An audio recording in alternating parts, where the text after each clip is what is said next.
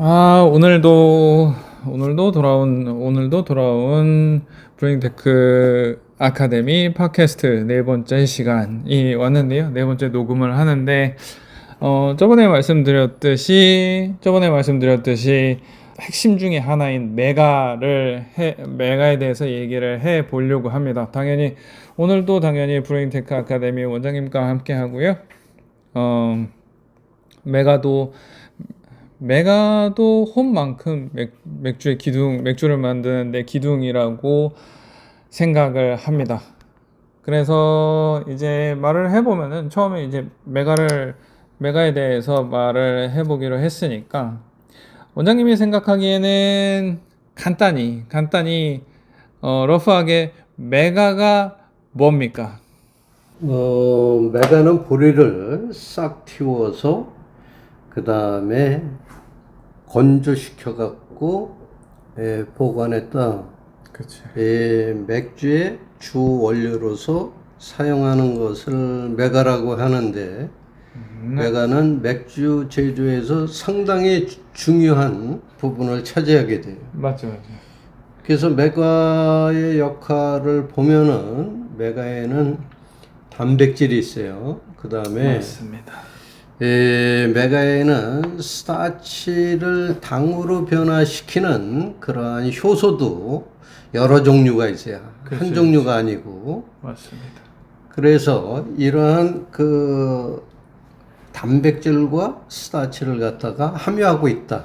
그래서 맥주에 이 단백질은 거품이라든가 발효 시의 효모에 영양원으로서 공급을 하고, 스타치는 당으로 바뀌어서 알코올을 만드는 그러한 역할을 하는 게 메가다. 이렇게 설명할 수 있지. 그치. 메가 같은 경우는 전체적인 맥주의 골격을 만들고, 기본적인 스펙을 만드는데도 굉장히 중요한 원료 중에 하나니까. 메가를 기본적으로 크게 분류를 하면, 베이스 몰트랑 스페셜티 몰트로 나눌 수가 있는데, 요거는 뭐 기본적으로 지구 어디서나 다 이렇게 부르기는 합니다. 그래서 베이스 몰트랑 스페셜티 몰트에 관해서 간단하게 좀 알아볼 건데, 먼저 베이스 몰트는 뭡니까? 우선 메가는 우리가 쉽게 볼 수 있는 게 시장에서 엿기름이라고 파는 것이 메가예요. 그치. 맞습니다. 엿기름을 갖다 얘기를 하는데, 사실은 우리가 맥주를 만들 때 쓰는 메가는 뿌리를 전부 자르고 나와요. 그래서 재근한 메가라고 부르는데, 이게 보리가 2줄 보리에서 나온 메가가 있고 6줄 보리를 재맥한 6줄 메가가 있어요. 이렇게 두 종류의 메가가 차이가 있는데, 간단히 말씀드리면은 2줄 보리는 껍질이 얇아서 색이 옅어요. 그래서 우리 페일에일에 많이 쓰고, 반면에 6줄 보리는 껍질이 두꺼워요. 자, 메가는 껍질에 이 효소가 들어있는데, 두꺼울수록 효소 작용이 강하기 때문에 당화가 잘 된다. 그 다음에 껍질이 두꺼운 만큼 6줄 보리는 알갱이가 적다. 알갱이가 적다는 거는 순수하게 당을 뽑을 수 있는 익스트랙트가 적다. 그래서 2줄 보리는 6줄 보리보다 익스트랙트가 많다. 이렇게 간단히 설명할 수가 있어요. 그러면은 지금은 보리의 종류에 대해서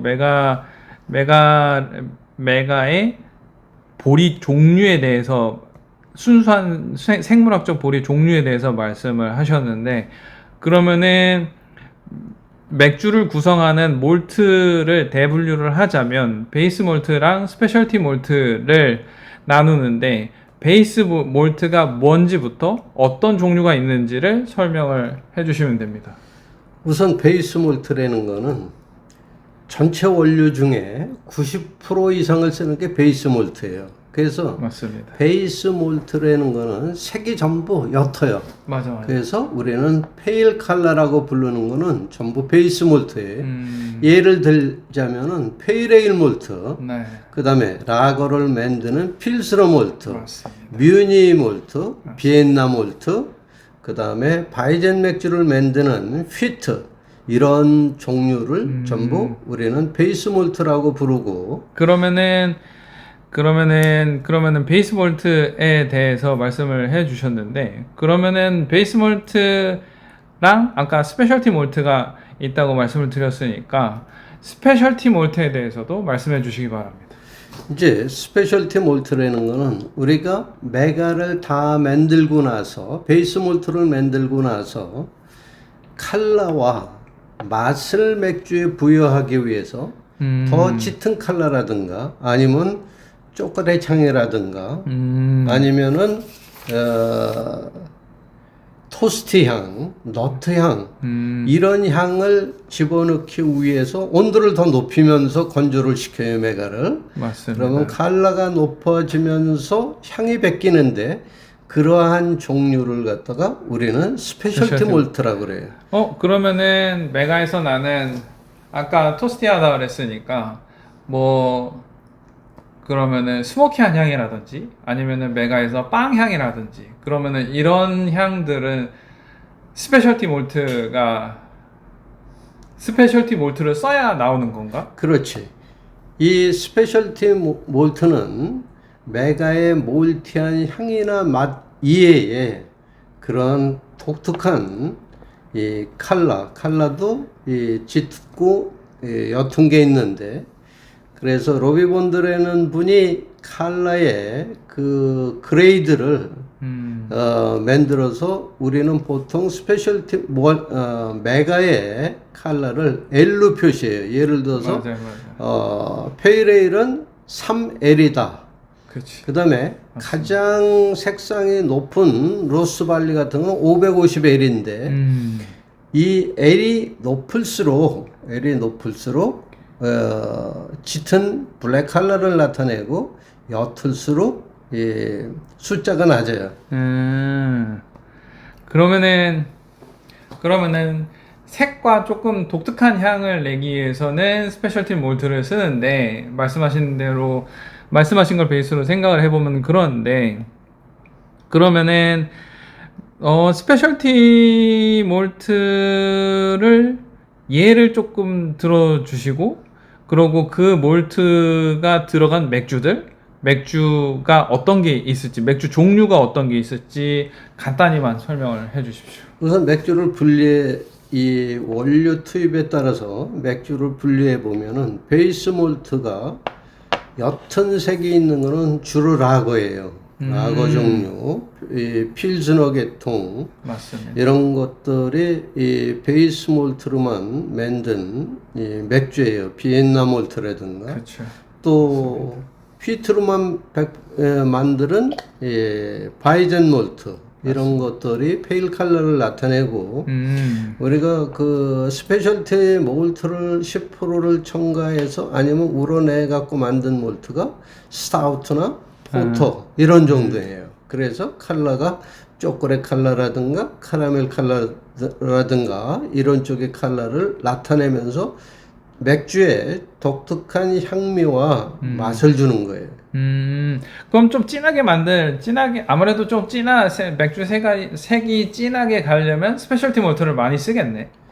컬러를 높이기 위해서는 이 스페셜티 몰트를 많이 쓰면은 쓴맛이 비친다거나 이러기 때문에 그 베이스 몰트를 90%를 쓰고 그치. 나머지 10% 중에 배합을 해야 돼요. 스페셜티 초콜릿 몰트를 뭐 10% 중에 3%를 쓰고 다른 또 카라멜 몰트를 두 종류를 섞어서 쓰고 그러면은 색상도 원하는 색상을 찾을 수 있으면서 맛도 밸런스가 맞는 그런 맥주를 만들 수 있어요. 그렇지, 맞습니다. 특히 페이레일 맥주인 경우는 다양한 이런 스페셜티 몰트를 사용하기 때문에 다양한 컬러하고 맛을 나타내요. 그래서 페일에일 몰트는 컬러가 다양하다. 그래서 맞습니다. 그래서 저도 만들어 보면은 IPA나 페이레일 같은 경우들도 뭐 만들어 봐도 그렇고 뭐 다른 시중에 있는 수제 맥주들을 구입을 해 봐도 그렇고 스페셜티 모트를 어떻게 쓰느냐에 따라서 본인이 원하는 양조자가 원하는 색깔을 뽑아낸다고 생각을 합니다. 그러면은 베이스 몰트랑 스페셜티 몰트를 알아봤는데 요즘이 아니라 수제 맥주를 만들면서 몰트만 쓰는 경우도 있지만 몰트 이외에 다른 부재료를 쓰는 경우도 있습니다. 그래서 그 부재료들은 어떤 게 있고 그 재료들은 맥주 안에서 어떤 역할을 하는지 얘기해 주시면 됩니다. 상당히 그 고급 기술을 필요로 하는 게 부재료 사용하는 건데, 그렇지, 맞습니다. 이 메가를 주로 우리 홈브루잉이나 이 수제 맥주인 경우는 거의가 올몰트를 사용하기 때문에 특히 라거인 경우에는 올몰트를 사용해요. 그런데 커머셜 브루어리에서 사용하는 거는 부재료를 많이 써요. 그게 이제 대표적인 게 미국 맥주 같은 경우는 단백질 함량이 높기 때문에 라이스나 콘을 써갖고 단백질 함량을 낮추게 돼요. 그래서 부재를 쓰고 또 부수적인 효과는 이 부재료를 씀으로 인해서 코스트도 다운이 돼요. 왜 그러냐면 부재료에 비해서 이 베이스 몰트에 비해서 가격이 싸기 때문에. 그치. 그렇지만 또 그와 다르게 라이나 오트밀이나 맞아요. 이 보리를 쓰는 경우가 있어요. 이런 경우에는 바디감을 높이고 이 맛을 갖다가 밸런스를 잡기 위해서 넣는데 맞아요. 이러한 부분을 쓸 때는 똑같이 발화시킨 거를 분쇄해 갖고 우선 액화시킨 다음에 당화를 시키는 공정이 따로 있어야 돼요. 왜 맞습니다. 그러냐면 이거는 이 호와 온도가 전부 다르기 때문에 그래요. 이유는 단지 커머셜 브루에서 어전트로 부원료로 옥수수나 라이스를 쓰게 되면은 당도가 올라가요. 당도가 올라가면서 전부 알코올로 변화되기 때문에 맛에는 큰 영향을 미치질 않는다. 따라서 이 올몰트로 만든 이 홈브루잉 맥주나 수제 맥주에 비해서 옅은 그러한 이 바디감을 준다. 이렇게 이해하시면 되죠. 그러면은 지금 마시고 있는 맥주도 미국의 IPA인데 지금 이게 귀리를 썼다고 여기 지금 써 있는데 항상 저희가 이 팟캐스트를 찍으면서 맥주를 한 캔씩 한 잔씩 두 잔씩 마셔보고 있는데 아까 말씀했던 오트에 대해서 오트 사실 맥주를 양조하는데 꽤 많이 쓰는 재료 중에 하나인데 오트에 대해서 조금 더 추가적으로 좀 얘기를 해 주십시오. 지금 마신 맥주를 보면은 굉장히 호피하고 비트니스가 높아요. 그러면서도 스위트한 그러한 맛을 그 애프터 테이스트로 주고 있는데 끝맛이 아주 좋아요. 그 스위트한 감이 이렇게 오트를 넣으면은 바디감이 좋으면서 그 끝맛도 상당히 좋다. 그래서 그런 부원료를 넣어갖고 만드는 다양한 기법을 사용하는 거예요. 그래서 요즘에 예전에도 그랬고 요즘에 한국 수제 맥주들도 오트를 넣어서 수제 맥주를 만드는 경우가 많이 보이고 있습니다. 그러면은 이제 맥주의 부재료에 대해서 부재료가 어떤 게 있고 오트나 다른 옥수수라든지 이런 것들을 알아봤는데 부재료에 대해서 하나 더 말씀을 주제로 얘기를 해보고 싶은데, 쌀 같은 경우는 어떻습니까? 쌀도 부재료로 쓰는 경우가 있는데, 쌀을 맥주의 부재료로 쓸 때 어떻게 처리를 하고 맥주에 어떤 맛을 내는데 어떤 역할을 하는지 이런 것들을 조금 간단히 말씀을 해주시면 될 것 같습니다. 쌀이 쉬우면서도 굉장히 그 어려운 그 원료인데, 쌀은 이 메가하고 호화되는 온도가 달라요. 맞습니다. 그래서 미리 호화를 시킨 다음에 메가에 있는 그 효소로 당화를 시켜야 되는 그런 두 단계 공정을 거치게 되는데, 그래서 우리가 홈브루잉 할 때도 다른 그릇에다가 물을 넣고 죽을 써야 돼요. 근데 온도를 80도까지 올려서 시간을 줘야 돼요. 호화시킨다는 건 뭐죠? 호화시킨다는 거는 죽을 쓰는 거예요. 그러니까 이 전분의 구조를 우리가 풀처럼 이 느슨하게 만들어서 전부 끊어지기 쉽게 메가에 있는 효소의 작용을 잘 받도록 하는 게 호화예요. 그게 온도가 옥수수도 다르고 쌀도 다르고. 그래서 딴 그릇에서 미리 죽을 써서 80도로 올려서 이 시간을 충분히 주고 이 죽 상태에서 메가를 집어넣고 당화를 시키면 돼요. 그러면은 그 맥주를 만들 때 쌀을 넣으면은 어떤 맛이 강조가 되죠? 아무래도 쌀을 넣으면은 이게 당으로 익스트랙트가 높기 때문에 우선 알코올로 많이 가면서 드라이한 맥주를 우리가 예상할 수 있어요. 맞습니다. 그래서 단맛을 줄이는데 도움이 된다. 맞습니다. 그래서 더 맥주를 마시고 나서 이 땡김이 생기는 그런 역할을 해요. 쌀을 집어넣으면. 그래서 쌀 같은 경우 시중에서 쌀을 쓰는 맥주들이 몇 가지가 있는데, 홈브레잉을 하는 데 있어서도 쌀을 집어넣게 되면은 약간의 깔끔함을 추가시키는 맥주의 맛에 깔끔함을 추가시키는 역할도 할 수가 있습니다. 그런데 여기서 쌀을 호화를 시키지 않고 보통 우리가 맥주를 만들듯이 당화할 때 투입을 하면은 결과가 어떻게 되느냐.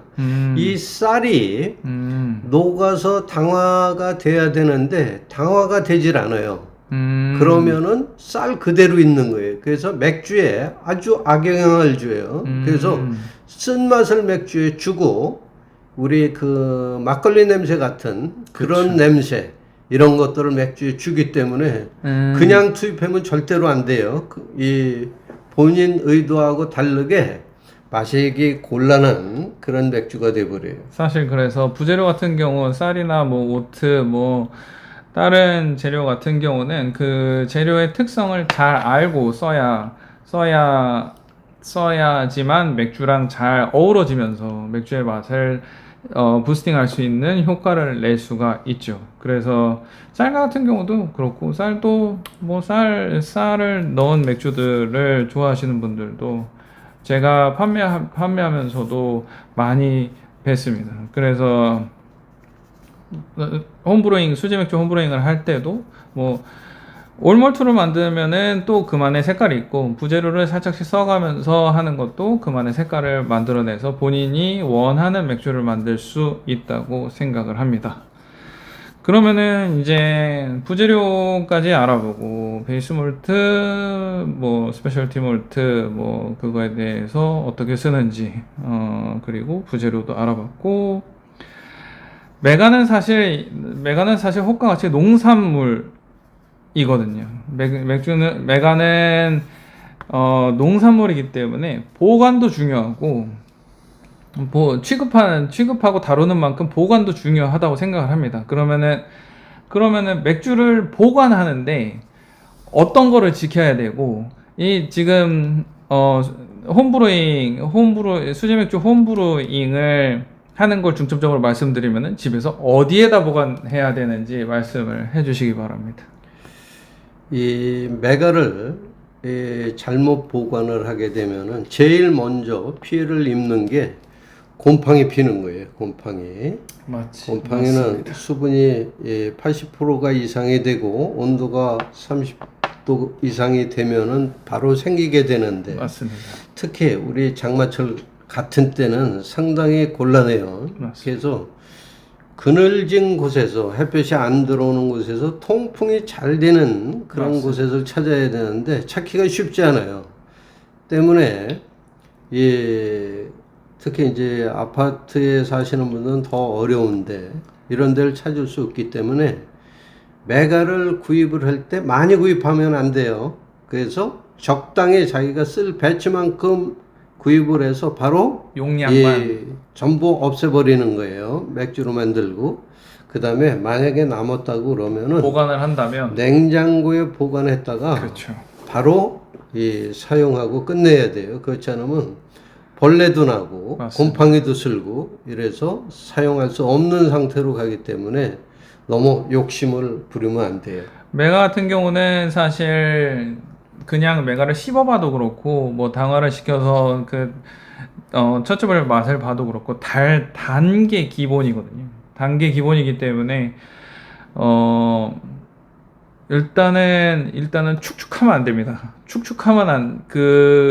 메가를 보관하는 지역이 메가를 보관하는 장소가 축축하면 안 되고, 그렇다고 해서 메가를 얼려버리면 안 됩니다. 얼리면은 또 다른 피해가 일어납니다. 맥주에다가 쓸 수 없게 되고요.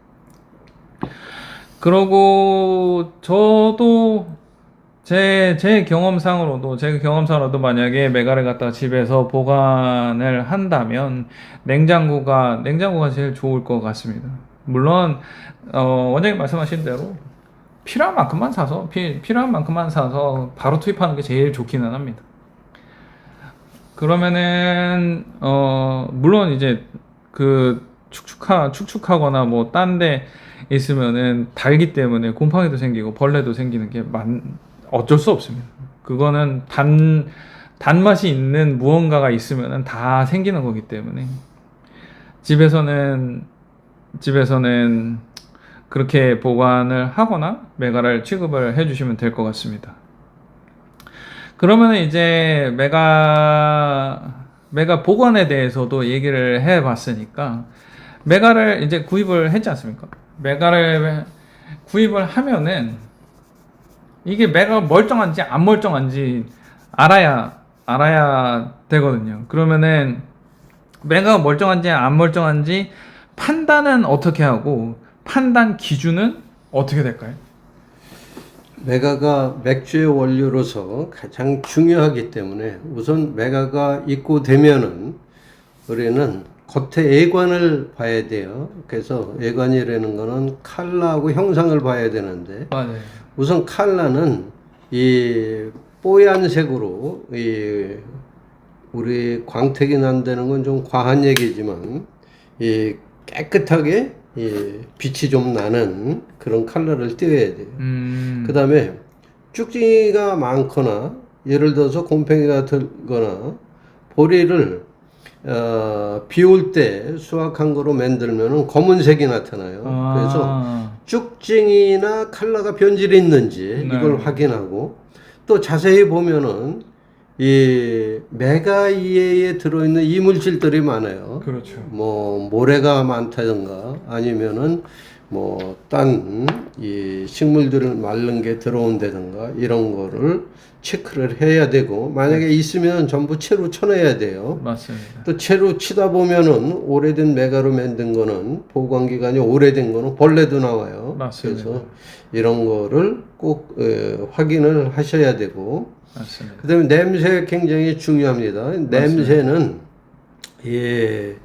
아로마하고 관련이 된 거기 때문에 메가향이라고 우리가 이제 느낄 수 있는 그 빵 냄새나 맞아요. 아니면 몰티한 메가향 아니면 곡물향 이외에 이 퀴퀴한 냄새가 있거나 이러면 절대로 안 돼요.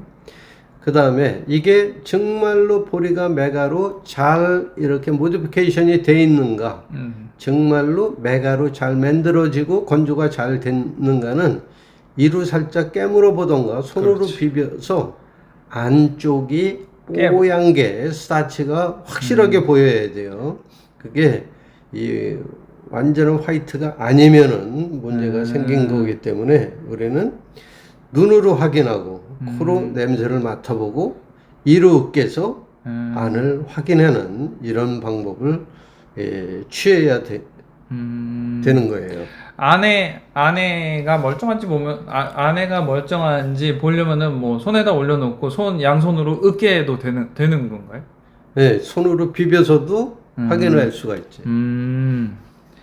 맞습니다. 사실 메가를 사오면은 제가 메가를 사오고 손으로 만져보고 냄새를 맡아봐도 메가 자체도 원료지만 먹을 수 있거든요. 먹을 수 있기 때문에 다른 음식을 판단하는 기준하고 비슷하다고 생각을 합니다. 그래서 당연히 겉에 곰팡이 쓸어 있으면 안 되고, 그리고 당연히 이상한 냄새도 나면 안 됩니다. 그렇기 때문에, 그리고 겉에를 봤을 때 메가는 뭐 로스팅한 거 빼놓고는 깨보면은 하얀 색깔 가루들이 나오기 때문에 그게 정상 그 부분에 있어서 정상적이지 않은 색깔이 보인다 하면은 메가가 조금 안 좋다고 생각을 하시면 됩니다. 그러니까 물론 당연히 메가 좋은 걸 써야 되니까 수제 맥주를 만드는데 좋은 걸 써야 되니까. 그래서 이런 판단 기준도 알아봤는데, 뭐 원장님 또 추가적으로 뭐 이 주제 말고 뭐 또 메가에 관해서 말씀해 주고 싶은 게 있으신가요? 그래서 좋은 맥주를 만들기 위해서는 이 좋은 메가를 써야 되는 게 아주 분명한 사실인데, 그렇죠. 이 메가를 구입 시에 방금 전에 얘기한 거를 맞아요. 참고로 반드시 확인을 해 주시길 바라고. 맥주는 앞전에 계속 초반에 말씀드렸듯이 메가는 메가, 홉, 효모, 물 이 네 가지 원료 중에 메가가 하나의 중요한 역할을 담당을 하고 있기 때문에 말씀해 드린 거를 기준으로 메가를 구입하고 수제 맥주 홈브루잉도 원하시는 맥주를 들으시는 분들도 원하시는 맥주를 만드셔서 본인의 입맛에 맞는 맥주를 만들어서 드셨으면 좋겠습니다. 그러면은 다음 5번째 팟캐스트 주제로는 효모랑 물을 한번 제가 다뤄보려고 합니다. 효모랑 물도 메가 홈만큼 맥주를 만드는 데 있어서 빠질 수 없는 요소이기 때문에 요 원재료도 다음 시간에 5번째 팟캐스트로 주제로 원장님과 함께 이야기를 나눠볼 테니까 다음 주에도 5번째 팟캐스트도 기대를 해 주시고요. 그러면은 브레인테크 아카데미 5번째 팟캐스트는 여기서 마치겠습니다. 그러면은 다음 시간에 또 뵙겠습니다. 안녕.